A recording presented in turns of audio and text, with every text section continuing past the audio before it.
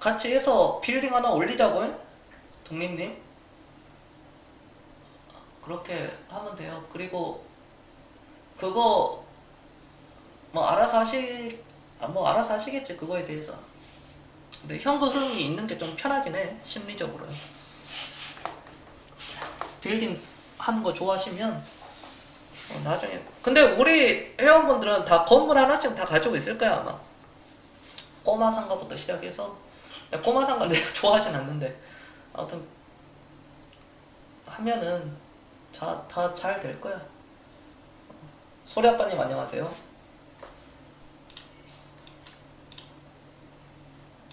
이거 한번 보자. 이거 어떤 회원분 한 분, 예전 회원분 매도하셨더라. 이거 오스테인 임플란트 뭐 많이는 안 사셨는데 수익률이 437%네요 186만원. 이거 확인됐다. 이거 한번 1번 한 번씩 눌러주세요. 우리는 안 팔았는데 다른 거 사기 위해서 그냥 파셨대. 437%. 이거 얼마치 산 거야? 이 4, 한 40만 원어치 사신 거네. 40만 원어치. 이렇게 할 수 있어. 이렇게. 플라잉동님 안녕하세요.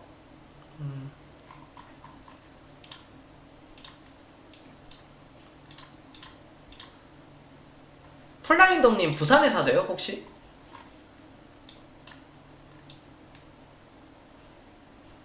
요즘은 제가 오프라인 모임도 좀 잘 안 하고 이제 코로나로 인해서 코로나 이후에 거의 잘 못했는데 예전에 보신 분들이 또 닉네임 또 바꿔가지고 이렇게 오실 수도 있어가지고. 아 서울이시구나. 그래요? 네, 헷갈렸어요. 플라잉 덕. 플라잉 임이 아니라 잉 덕. 유튜브도 영어로 플라잉 덕. 오리 날다. 누군가 했었네.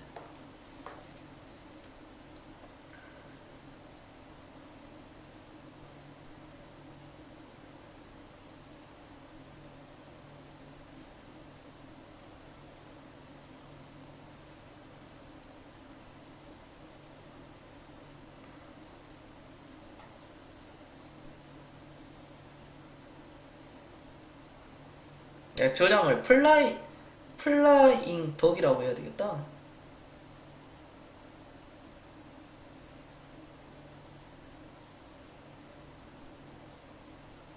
여성분이신 것 같은데?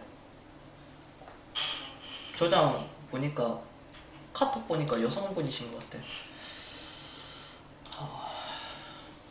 본님 안녕하세요. 여성분들이 많이 늘어났어. 꽃밭이 되려나? 항상 남탕이었는데. 양정님 어서오세요. 파밍님 오셨어요? 파밍님 우리 맨날 남탕이었잖아. 모이면 맨날 남자들이야. 그냥 뭐 칙칙하게 그냥 뭐 이런저런 얘기하고 그냥.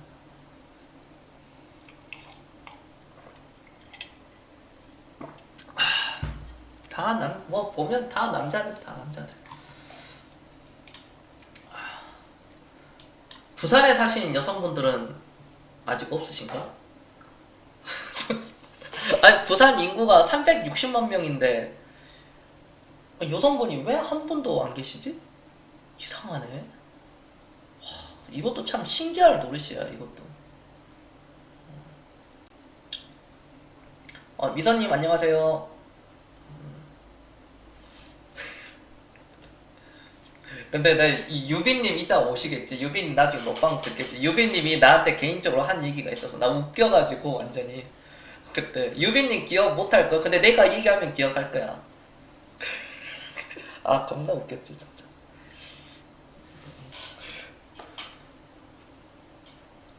근데 유빈님 나이가 또 30대 초반이라서 그래. 파밍님보다 좀 더 어리잖아요.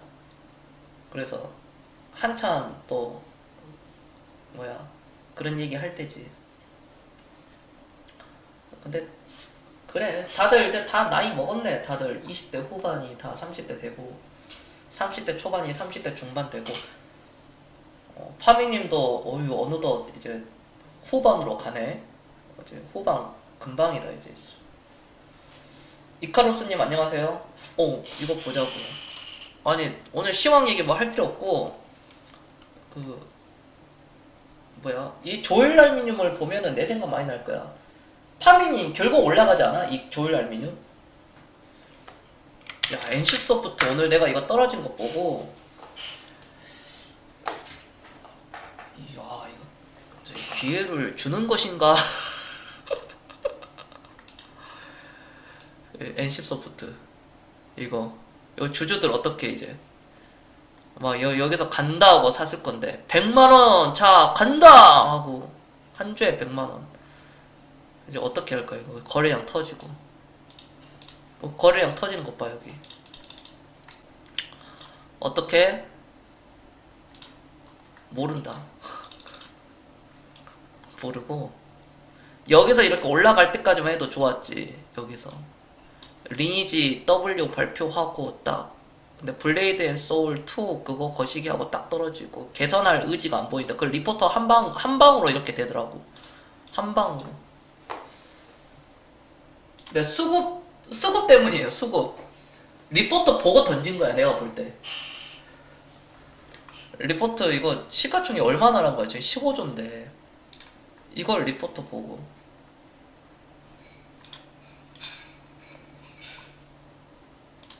신작 참패래. 신작 참패. 제목부터가 신작 참패. 최악의 하루.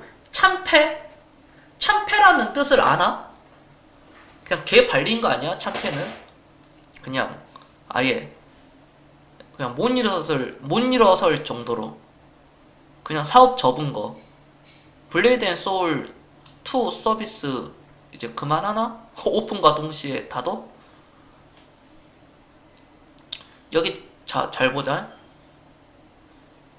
NC소프트가 내놓은 신작에 대한 실망감 때문에 해석이 우세하다. 떨어지는 이유가 시가총액이 하루에 2조 7천억 원이 사라졌다. 자, 이유는 그 전에 보면 사전 예약의 국내 최대 수준인 746만 명이 몰리며 흥행에 대한 기대를 키우기도 했다. 하지만 출시 후 정작 반응은 시원찮은 모습이다. 특히 과금 부담을 줄이고 새로운 비즈니스 모델을 창출할 것이라는 기대가 크게 훼손됐다는 지적이 많다. 이거 누가 몰랐나? 이거 중학생들도 알아. 이거 과금 부담 이거 정책적으로 이렇게 하는 게. 여가부에서 게임 그거 있잖아요. 그거 뭐라 그래? 정액 시간제 그거 폐지시켰습니다. 참고로. 그러니까 되지도 않는 거 그거 뭐하러 게임 그거 셧다운제 그거 뭐하러 해가지고 그거 멍청하게 그거 해서 크게 훼손되는 지적이 많다. 여기에 그래픽 등도 전작과 큰 차이를 느끼지 못한다는 반응 역시 줄을 잇는다. 내가 볼 때 이거 리니지 W를 위한 그냥 들러리야. 블레이드 앤 소울 2는요 리니지 이 현대차하고 기아차하고 비슷한 거야. 결국 현대차가 더 좋아. 같은 세그먼트에서는. 아무리 K7, K8이 막 혁신 막 디자인 깡패로 내놓더라도 그랜저를 못 넘어가. 똑같은 거야 그거. 형만한 아우 없다. 똑같아. 이것도 블레이드 앤 소울 2 죽이고 리니지 W 그냥 영웅 만들려고 또 하는 거야 이거. NC소프트의 향방의 주요 변곡점으로 평가받던 불소2가 호평을 받으며 주가 급락을 초래했다는 분석이다. 국내 게임 대장주였던 NC소프트는 불매운동. 야 불매운동은 20년 전부터 있었어요. 트리스터 M 등의 신작 실패로 주가가 휘청거렸다. 그러나 회심의 신작까지 호평을 받자 패닉셀 양상을 나타냈다. 이런 배경에는 외국인과 기관 동방 매도에 나서며 주가 하락을 부추겼다. 그냥 차익 실현이지. 외국인은 이날 NC소프트를 2,442억 원 규모로 순매도했고 기관은 모시기로 했다. 모두 코스피 순매도 1위 수준이다. 하지만 이날 시장의 반응은 다소 과하다는 설명도 있다. 병 주고 약 주고. NC소프트의 신작이 나온 지 하루가 되지 않는 상황에서 하루에 15% 이상 급락시킬 정도로 신작 성과를 결정짓는 것은 이른 것 아니냐는 주장들이다. 하루 만에 그냥 하루 오픈했는데 온라인 후기 등도 자극적인 측면이 있다는 사실 역시 고려해야 한다고 한다. 야, 블레이드 앤 소울 2와 리니지 W하고 접근 방식이 달라요. 이미 유저들. 핵 과금러들은 리니지 W로 가고 소액 투자자들 소액으로 그냥 뭐 아기자기하게 뭐 몇만 원씩 이렇게 할 사람들은 뭐 10만 원 전후로 할 사람들은 불소 2로 가라는 거야. 안재민 NH투자증권연구원은 뭐 이렇게 그냥 자기 의견이야. 이거는 NC소프트의 신작은 출시한 지 12시간밖에 지나지 않아 결과를 판단하기는 너무 이르다. 최소 하루나 이번 주말이 지나야 최소 하루. 야, 12시간은 이르다고 해놓고 최소 하루 얘기하고 있네. 그래, 주말이 지나야 매출 규모를 가늠할 수 있고 이때 우려는 사라질 것으로 본다고 말했다. 내 사촌 동생이 써도 이것보다는 잘 쓰겠다. 하루님 안녕하세요. 고린님 안녕하세요. 그래서 겸손 의견은 뭐냐? 근데 우리는 사실 여기서 했잖아. 여기서 해가지고 내가 100만원에서 그냥 알아서 하라 그랬잖아. 여기서 사서 그렇잖아요. 100만원 간다고 싸지는 않아. NC소프트 나는 한 여기 오면 한번 생각해 볼래. NC는 사명을 리니지로 바꾸는 게 더 좋지 않을까 싶습니다. 나쁘지 않은 생각이야. 그것도 보면 50만원 뭐 그렇고, 이건 들고 계신 분들은 손절은 아니에요. 손절은 아니고 여기서 손절 칠 그게 아니야. 그냥 들고 가야 돼. 들고 가는 거야. 들고 가는 거고, 첫 단추를 잘못 깨서 그래요. 처음부터 잘못 사서 그래. 이런 데서 막 들어가니까 그래. 이런 데서 막 들어가고. 많이 올라간 주식들을 왜 올라갔는가, 주가가 선반영을 했는가, 어떤 이슈와 모멘텀, 실적 가치의 상승, 반영을 했는지 반영이 하지 않았는지. 반영을 하잖아요. 다 반영을. 근데 여기서 뭘 먹을 게 있다고 더 이거를 끌고 가는 것은 힘들다. 하지만 이미 사신 분들은 그럼에도 불구하고 들고 가야 된다. 저는 그렇게 의견을 드리도록 하겠습니다. 저는 리니지 W 막상 열잖아요. 또 빡찍고 시작돼요. 그거는 게임이 아니야. 리니지 해봤잖아 다들. 자, 리니지 게임 혹시 해보신 분 1번 한 번씩 눌러보세요. 공명님 어서오세요. 나 리니지 한번 해봤다.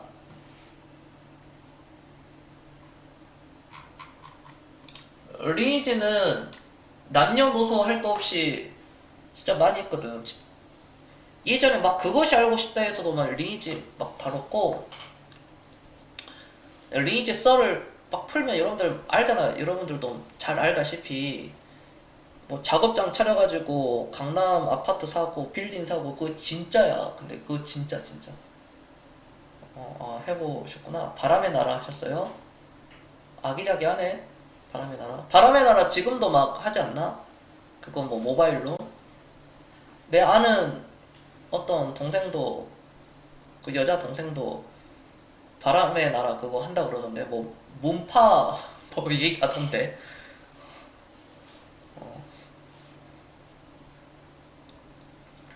근데 뭐 그렇고,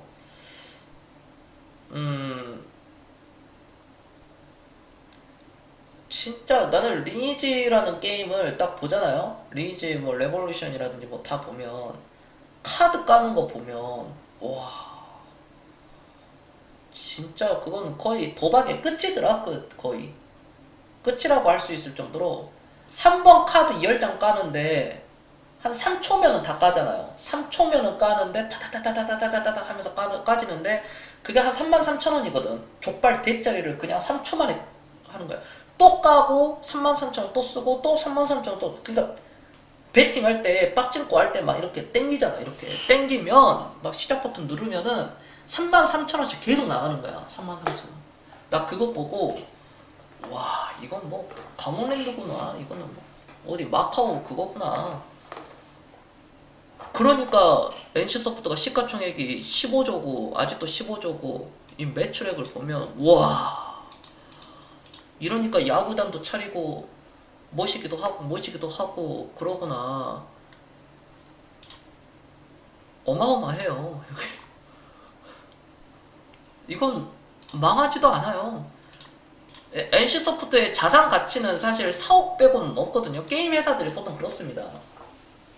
아주 작은 회사들은 4억도 없고 그냥 어디 그 빌딩에 그 새 들어가서 이제 거기서 이제 하는 건데 옛날 예림당 그 건물 삼성동의 예림당 건물에 이제 433 회사가 그랬었고 애시언스퀘어도 그랬었고 네, 쏘님 안녕하세요.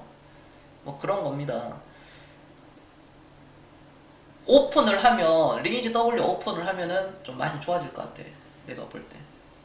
그거 또 시작됩니다. 또 막 10억 쓰는 사람들 은근 많아요. 리니지에다가 10억 쓰는 사람들. 뭐 1억 쓰는 사람들도 많아. 여러분 리니지에다가. 예전에는 10년 전만 하더라도 리니지에다가 뭐 1000만원치만 써도 미친놈 소리 들었는데 요즘 리니지 막 하잖아요.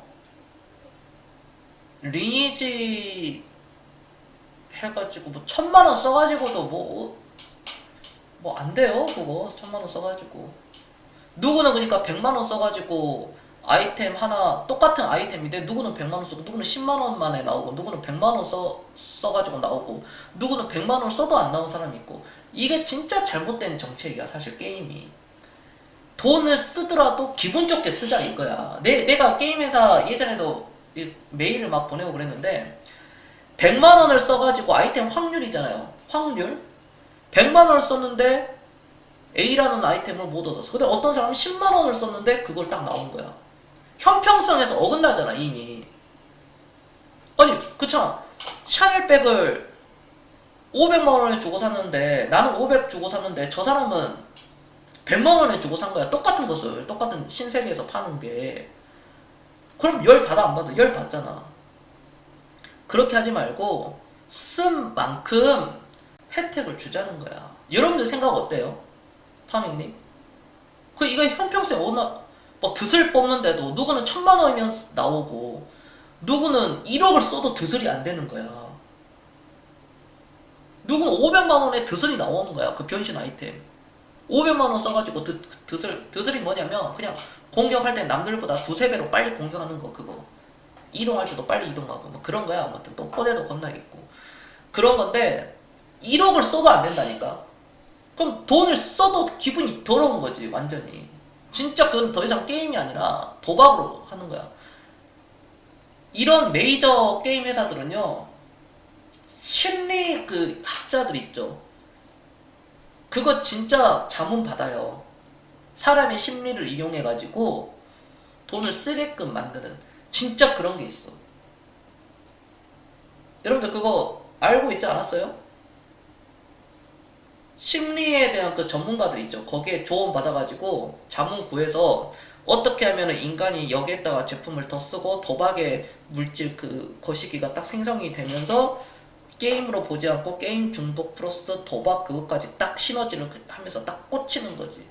그러니까 처음에는 99,000원짜리 아이템을 썼는데 99,000원만 쓰고 하려 했는데 더 이상 게임이 진행이 안 되니까 또 어떤 다른 캐릭터한테 얻어 터지기라도 하면은 열받잖아요. 그러면은 거기서 30만원 쓰고 100만원 쓰게 돼. 순식간에 100만원 쓰고 200만원 쓰고 이제 400, 이제 1000, 2000 이렇게 가는 거예요. 이런 테크들이 타는 거예요.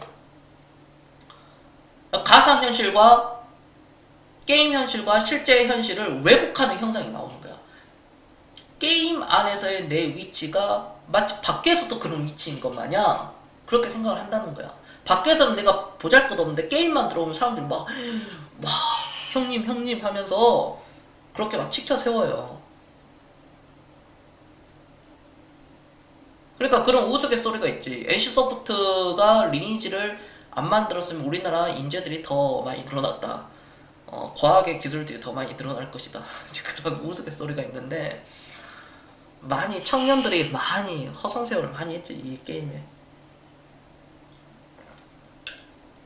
게임이 재밌어가지고 오래 하는 건 좋죠.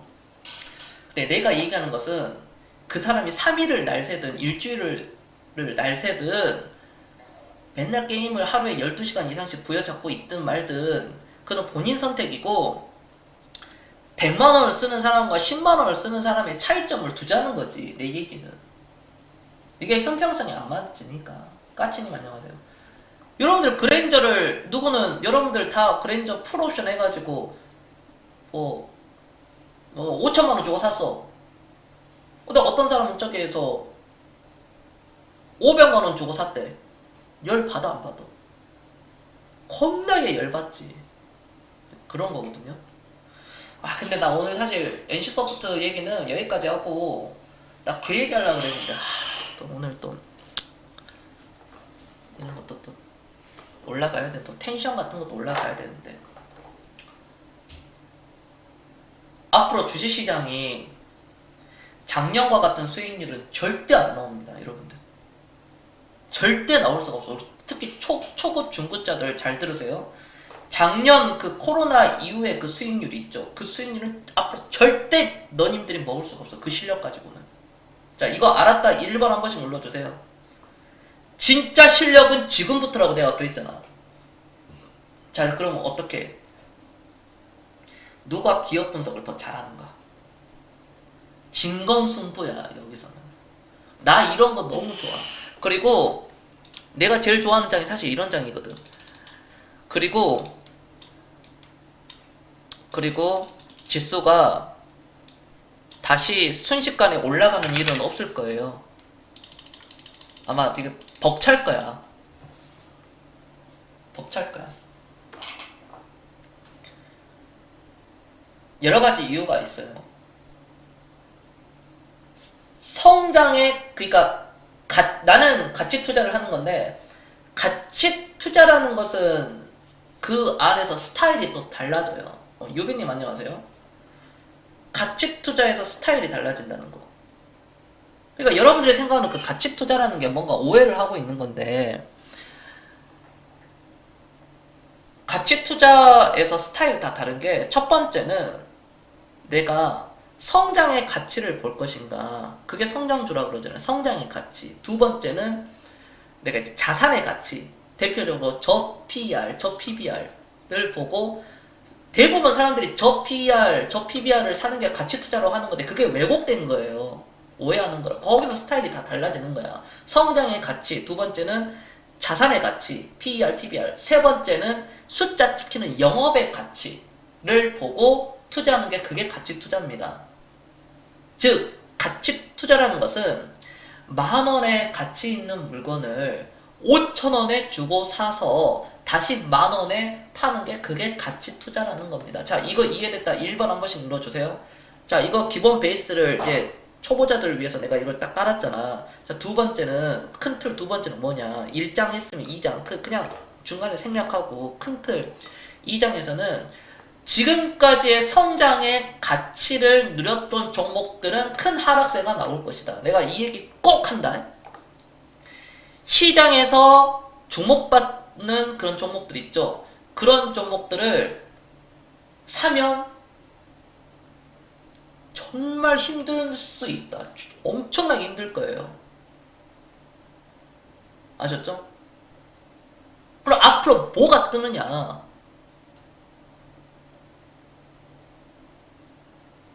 저는 개인적으로 그 자산의 가치와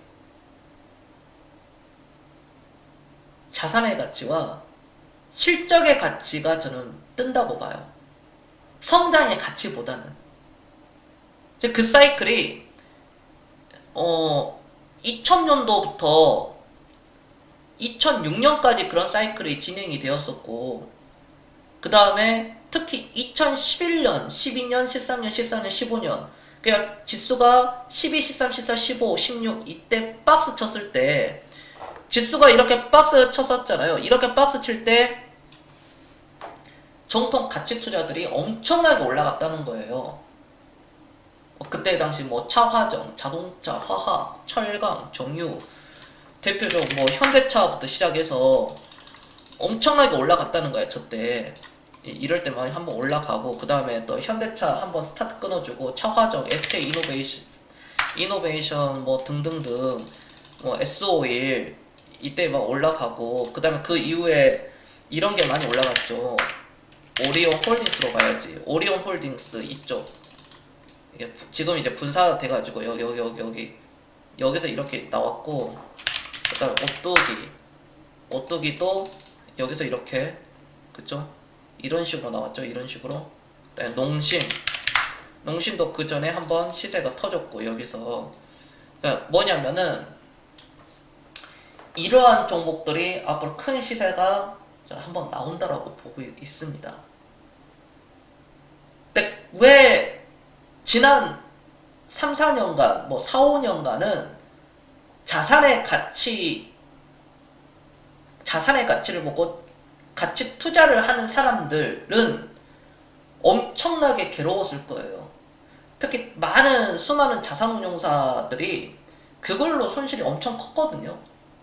그러나 놀랍게도 작년 말 이후 올해 상반기에 가치주라고 하는 그런 종목들, 자산의 가치, 성장의 가치보다 자산의 가치가 있는 회사들이 확 올라왔다는 거야, 그게. 근데 나는 여기서 이제 이거는 고수급들을 약간 그런 얘기를 별로 잘 안 하는데 무슨 종목을 뭐 영업무역 홀딩스를 한번 보자고요. 이것도 뭐 유명한 종목인데 이게 한번 이거 쫙 올라왔잖아요. 이것도 뭐 일심방직도 있고 일심방직 뭐 이런 거 일심방직으로 치자면은 이것도 한번 올라왔거든요.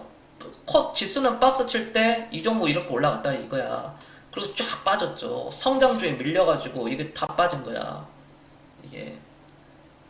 근데 여기서 4만원짜리가 11만원 지금 올라갔잖아요.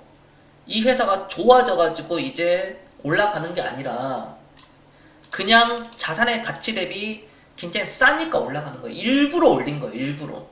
일부러. 내가 ESG라는 그런 뭐 환경, 책임, 투명 경영 그런 거 하잖아요. 이런 회사들의 본질적인 문제가 뭐냐면 지배구조가 좋지가 않다는 거예요. 지배구조.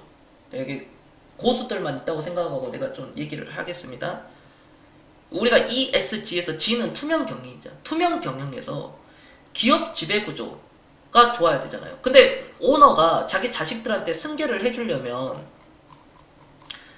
내 돈이 아니잖아. 이거에 대해서 165억에 대해서 뭐 그거에 대한 문제는 이제 중급자들한테 하고 내가 여기서 이제 좀 단계를 좀 이렇게 확 올리면 퀄리티를 좀 올리면은 어떤 얘기를 하고 싶냐면 이게 제도가 우리도 회의를 할 때 이제 그런 거를 얘기하고 뭐 하지만 바뀐 거는 없습니다.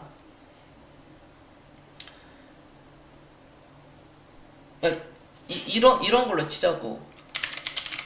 영업무역 홀딩스가 시가총액이 6,231억이에요. 근데 영업무역 자회사가 있죠. 자회사 시가총액이 1조 8천억이거든요. 그럼 과연 영업무역의 그 지분의 가치, 이 회사의 자회사 보면 영업무역 홀딩스가 50% 절반을 가지고 있습니다. 절반을 가지고 있으면 이건 9천억이거든요. 이 회사의 절반만 하더라도 9천억인데 현재 시가총액이 6천억이에요. 그러면 마이너스 30% DC가 되고 있잖아. 근데 우리나라에서는 세계에서 거의 유일하게 미국 같은 경우에도 그렇지도 않은데 유럽에서도 지주회사와 자회사가 동시에 상장을 해. 우리나라만.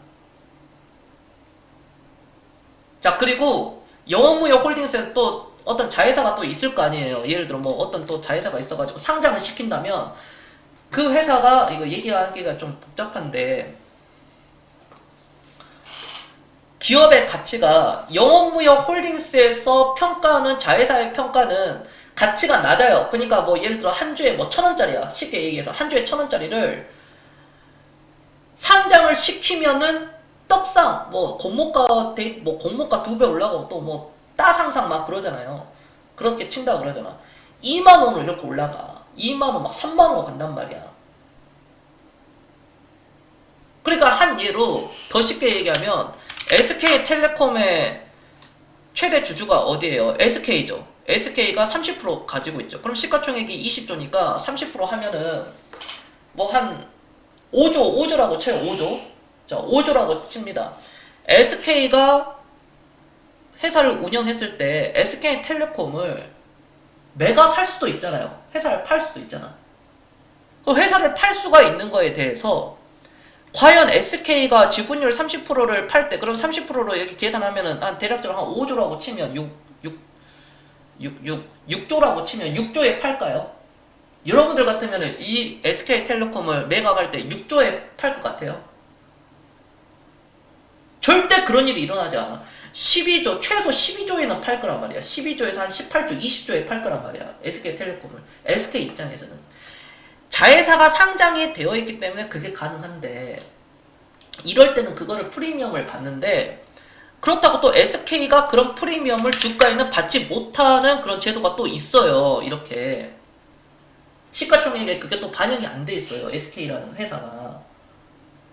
그리고 또 하나는 SK라는 그 회사의 자회사가 상장을 안 할 때는 한 주에 예를 들어 1,000원에 SK가 물량을 다 사가지고 지배구조로 해가지고 뭐 한 50%를 가지고 있다. 나머지 50%를 뭐 일반 뭐 이렇게 해가지고 상장을 칠 때 1,000원에 이렇게 내놓을까요? 절대 그렇게 하지 않아. 2,000원, 3,000원을 내놓는단 말이야.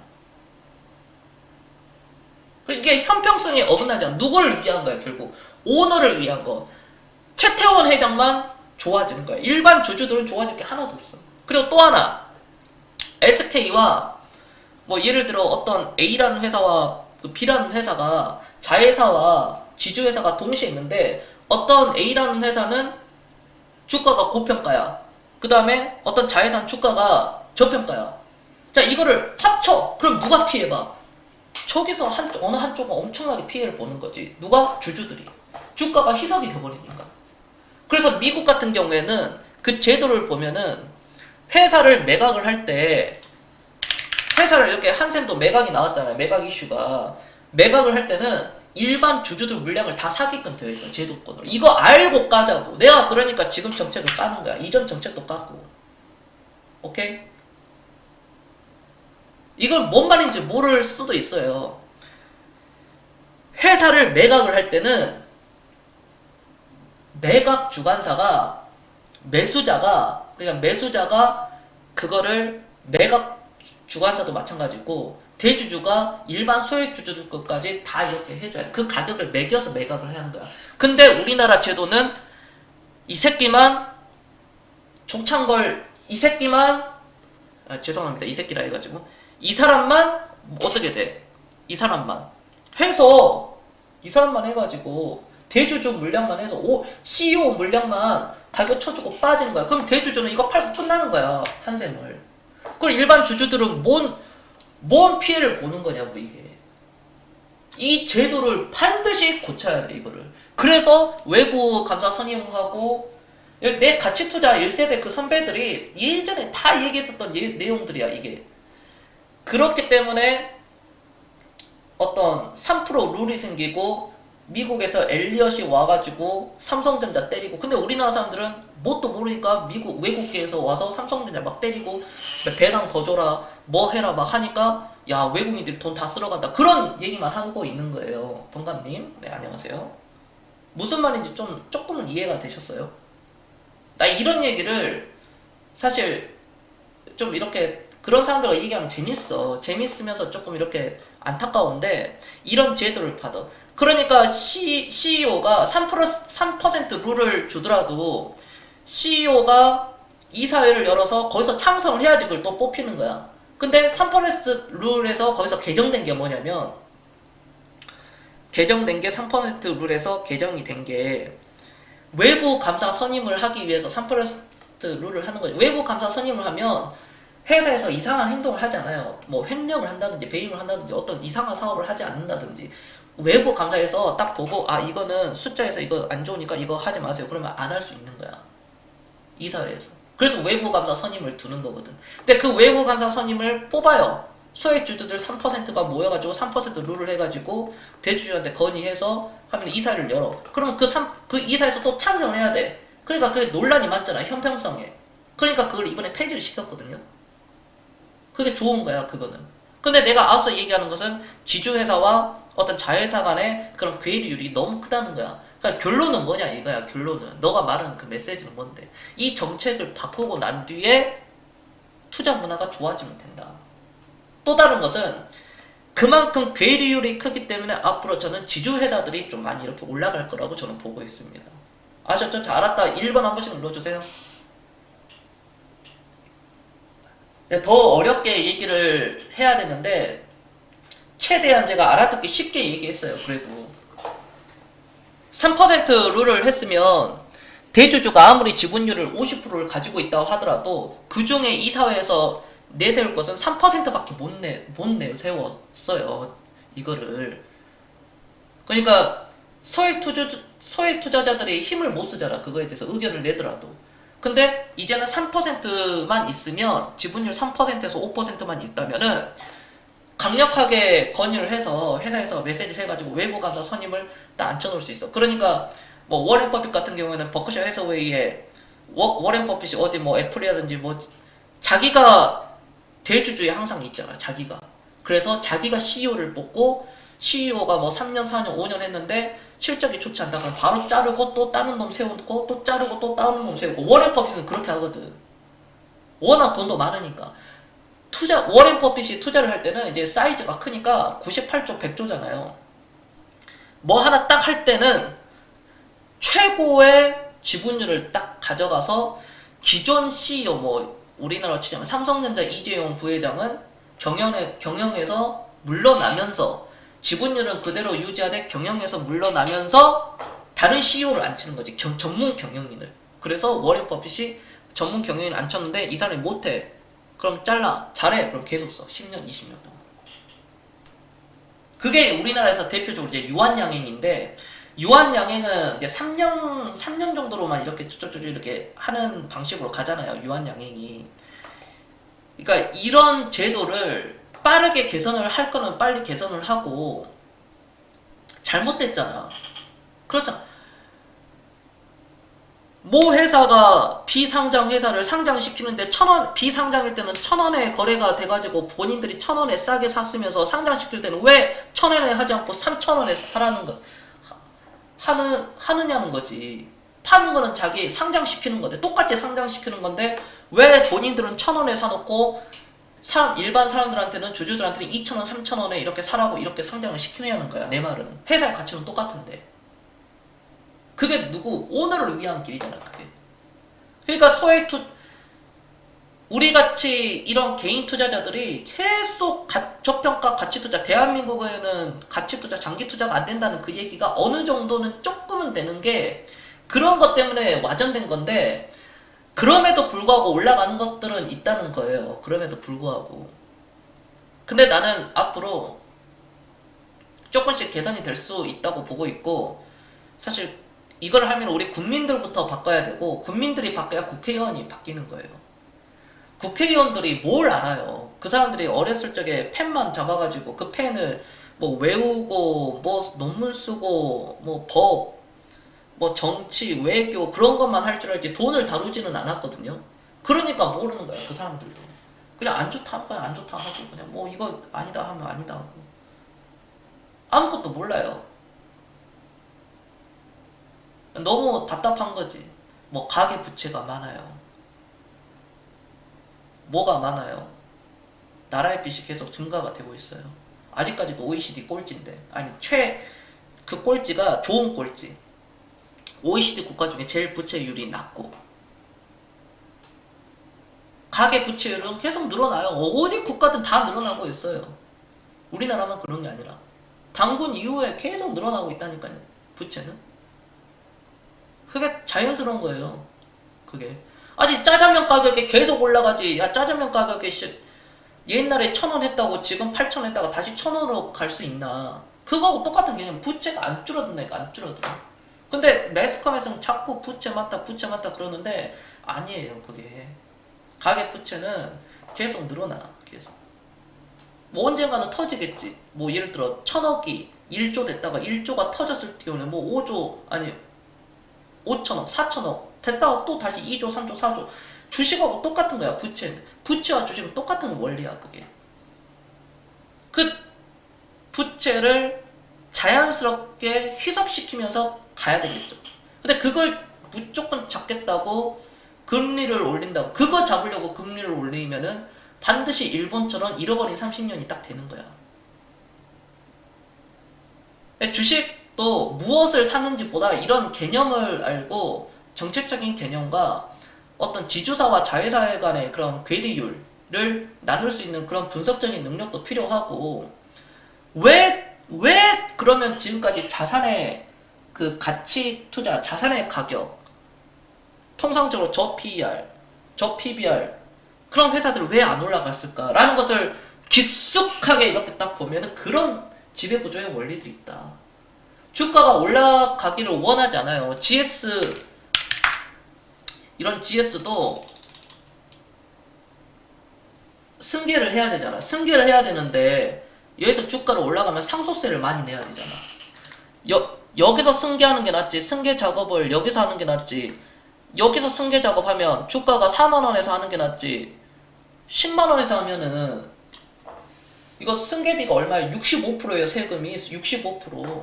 증여세, 상속세가 세금이 65%라니까. 그럼 이거 한번 승계하고 뭐 3세대까지 1세대가 2세대 2세대가 3대까지 딱 하면은 회사 바로 그냥 없어집니다. 퉁치는 거예요.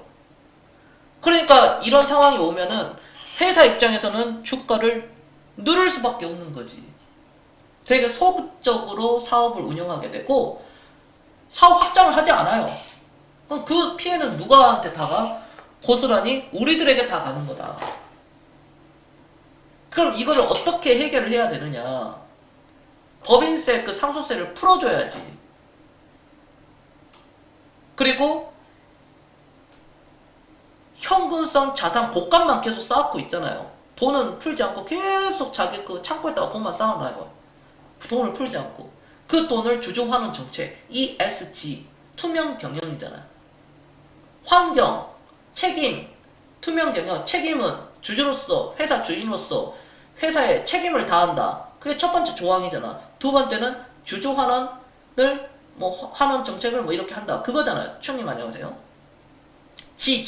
투명 경영. 투명 경영을 해야 된다. 투명 경영. 주주 환원을 해야든지 배당 많이 주든지. 그래서 어떤 회사들은 배당을 통해서 배당을 주면서 뭘 어떻게 해요? 상속세를 마련하는 거죠. 그래서 삼성전자가, 이건 내 생각인데 이건 제 생각입니다. 개인적인 생각. 객관적인 내용은 하지도 않아요. 그냥 내 생각을 얘기하는 거야. 삼성전자가 작년에 작년이었던가요? 특별 분기 배당, 특별 배당을 한 것도 사실 이재용이 그 상속세 내려고, 나는 그런 의도가 충분히 있다라고 봅니다.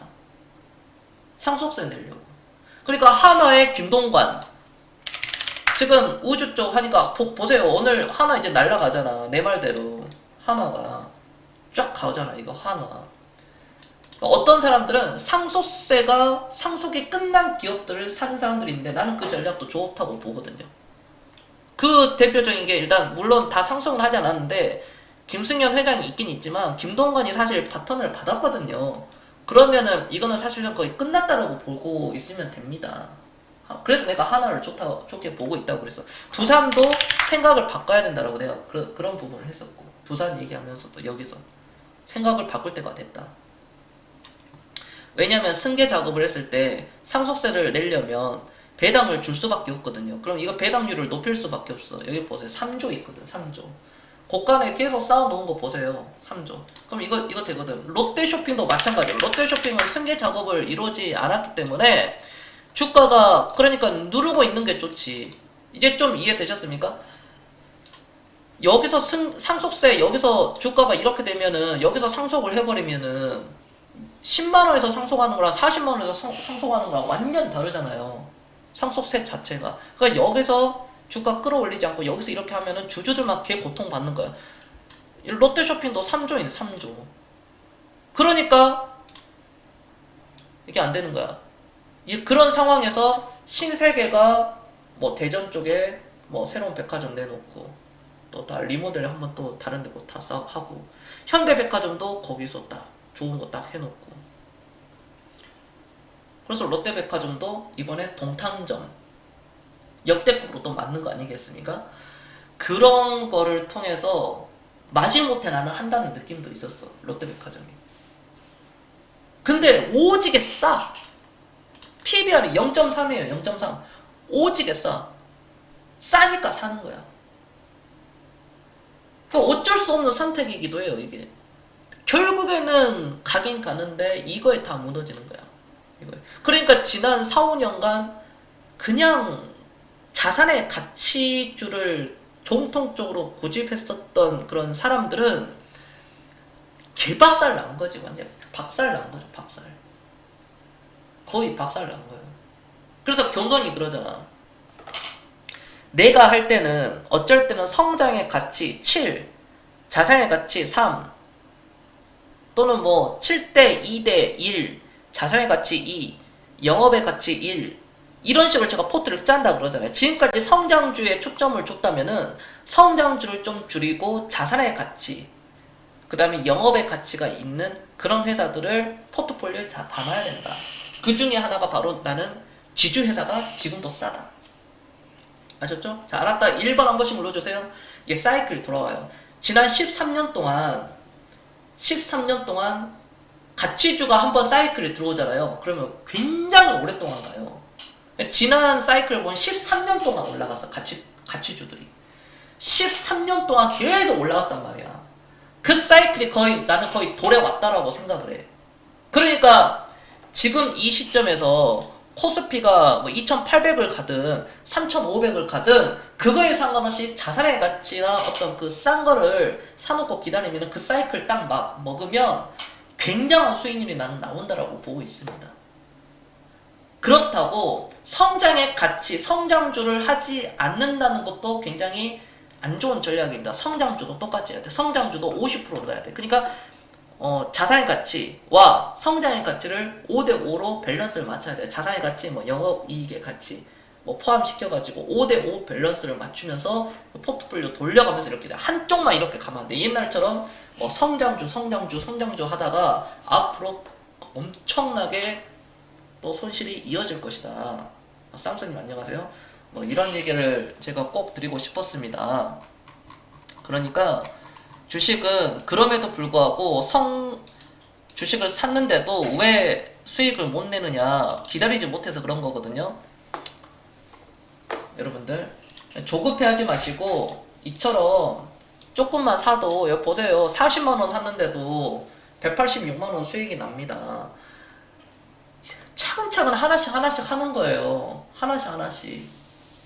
그리고 반드시 분산 투자하시고, 분산 투자는 15개, 20개 종목을 세팅을 해 놓으시고, 투자 금액이 뭐 1,000만원이다 그러면 한 5종목 해도 되는데, 투자 금액이 뭐 5천만원 이상이다, 5천만원 전으로 왔다 갔다 한다 그러면 종목을 15개, 20개로 세팅해가지고 그렇게 하시는 거를 제가 적극적으로 추천을 드립니다.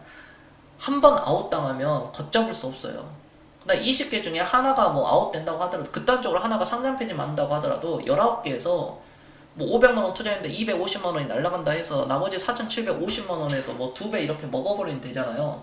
그렇기 때문에 절대 조급하게 생각하지 마시고, 남과 비교하지 마시고, 나만의 길을 뚜벅뚜벅하게 이렇게 걸어가시길 바랍니다. 아셨죠? 제가 뭐 두서없이 이런저런 얘기했는데, 언젠가는 이런 얘기를 하고 싶었는데. 겸손한 바라 NMJP 프로 별풍선 94개 선물. 바라님 겸손계 감사합니다. 이런저런 얘기했는데 또 다음에도 뭐 그냥 생각나면 한번, 공개 방송에서는 최대한 제가 어려운 말을 안 하려고 그럽니다. 재미없잖아.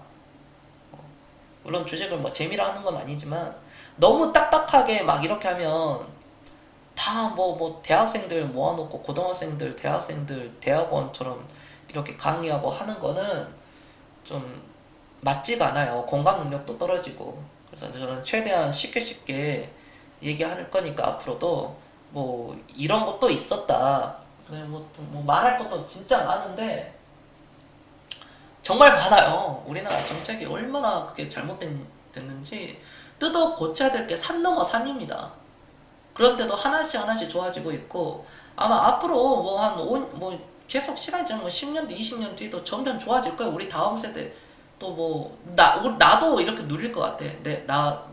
우리도 이렇게 누릴 것 같고 우리 다음 세대도 더 좋아질 거고 계속 그럴 것 같아요. 내가 나이가 50이 돼도 엄청 좋아질 거고 60이 돼도 좋아질 거고 좀 그 기업의 개선이 결국 근데 ESG라는 것은 결국 우리나라 기업들이 가야 될 사항이야. 옛날에는 기업 탐방도 안 받아주고 그랬어. 진짜 어떤 거는 NC를 어제 들어갔는데 바로 마이너스 15% 처음 맞았네요. 너무 화가 납니다. 힘내십시오 했는데 강퇴당했네. 진짜 채팅에서 빡침이 느껴지네. 야, 저렇게 빡친 사람들이 내 방송 들어오잖아? 그리고 강퇴 당했어, 매니저한테. 그럼 이제 누구한테 화살이 들어와? 이제, 이제 매니저들한테 이제 화살이 돌아가는 거야. 야, 이 개새끼야, 네가 뭔데 나를 강퇴시키냐. 가뜩이나 짜증나 죽겠는데, 이쪽에다가 화풀이 하는 거야, 이쪽이. 매니저들.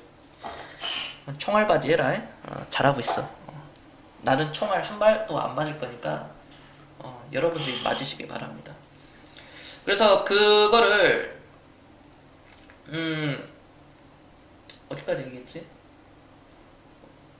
아무튼 뭐 그래요. 아무튼 갑자기 NC소프트 아니 저기 딱 그래서 빡침이 느껴지잖아.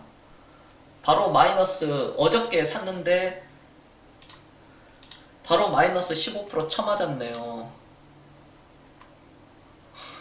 빡침이 느껴져. 진짜 그래서 너무 화가 납니다.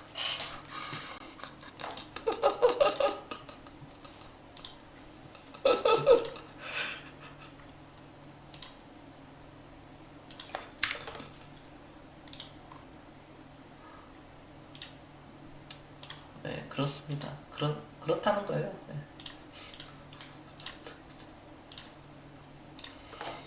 내일 와서 저분 내일 와서 욕하는 거 아니야? 어저께 어떤 새끼가 저 강퇴했나요? 하면서 충분히 그러고도 남을 사람인데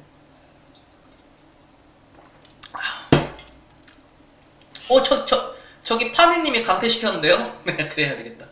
저기 매니저들이 강퇴시켰어요. 그렇고 뭐 그럼에도 불구하고 우리는 그래도 가치 투자하고 할 거 해야 됩니다. 그럼에도 불구하고 나는 이 사이클이 조심스럽지만 저는 거의 점점 다가오고 있다고 보고 있거든요. 그래서 우리도 VIP 그 추천주에서도 지주사 막 사고 그랬어요. 그래 안 그래? 우리가 그 지주사도 막 사고 그랬잖아요. 지주사 좀 그거 사고 딱 알 거야 사람들. 지주사 2개 담았어. 인터파크 탄 걸로 지주사 그 2종목 담았거든. 이 정도 얘기하면 다 알 거야. 인터파크 팔고 산 거. 산 거 2개. 3개 중에 2개. 그거 샀고 앞으로도 또 많이 써. VIP 방송에서도 소개시켜준 종목들도 그런 종목들 중에 또 하나이고 나는 이게 이해가 안 된다니까. 영업무역 홀딩스가 시가총액이 6,200억인데 시가총액 6,200억이 이 영업무역이 시가총액이 1조 8천억이잖아요. 1조 8천억짜리를 지분율을 50%를 가지고 있어요. 이 회사만 하더라도. 그죠? 지분율 50%죠. 1조 8천억짜리. 그러면은 이 지분율만 하더라도 9천억이 돼야 되거든요. 시가총액 9천억 돼야 되는데 지금 6,200억이잖아. 뭐가 잘못된 거지? 왜 디스카운트가 되고 있지? 이게? 도대체 뭐가 문제지?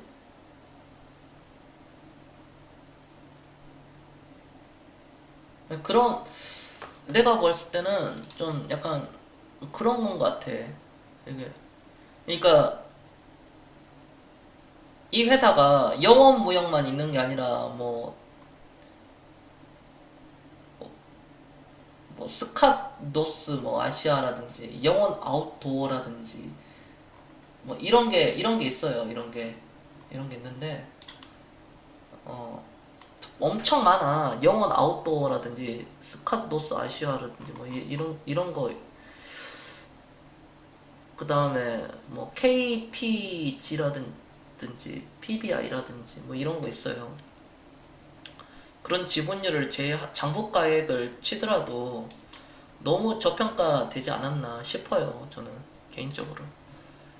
이거 사람 얘기가 아니라 내 생각은 그렇다는 거야. 실적도 잘 나오고 하는데도 주가가 이 모양 이 꼴로 있다는 게 디스카운트가 너무 많이 되고 있다. 저는 그렇게 말씀을 마지막으로 다시 한번 드려보도록 하겠습니다. 이런 종목들이 굉장히 많아가지고.